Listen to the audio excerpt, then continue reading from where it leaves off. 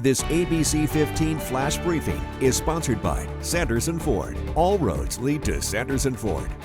Hello, I'm Megan Thompson with your afternoon update from ABC15 Arizona. We have new information for you on Vallow Daybell and how she could soon be extradited back to Arizona. An extradition warrant signed by Idaho's governor delivered to state officials yesterday, allowing Arizona to temporarily take custody of Vallow Daybell. The mother convicted in Idaho of killing her 2 children also faces conspiracy to commit murder charges in Arizona in connection with the death of her former husband and her niece's ex-husband.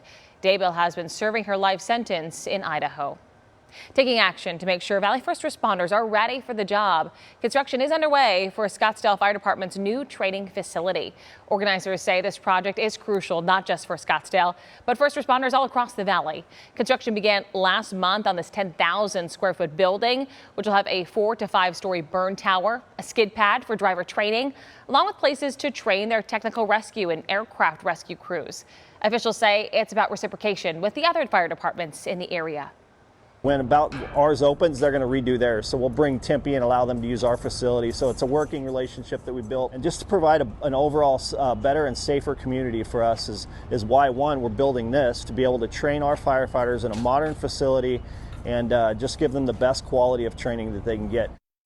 In just a couple of years, more than half of Scottsdale Fire's force is eligible to retire. So they need to get people trained as efficiently as possible. Their goal is to open in the beginning of 2025. Happening today, the Tempe City Council will be holding their final public hearing on raising the minimum age for who can buy tobacco products. Our Amelia Fabiano diving deeper into this for us.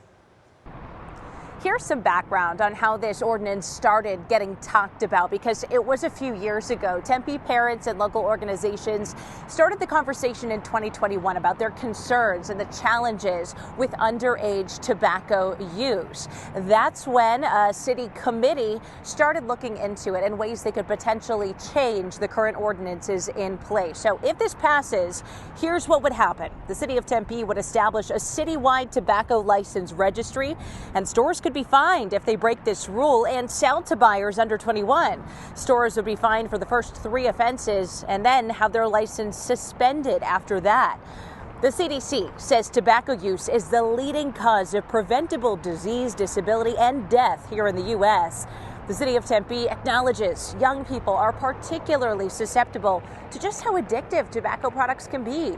Currently, Arizona is one of 10 states that does not have a statewide tobacco licensing registry.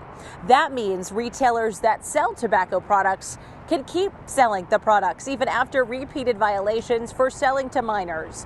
In 2019, the president signed a federal law that raised the sale of tobacco products from 18 to 21 years old.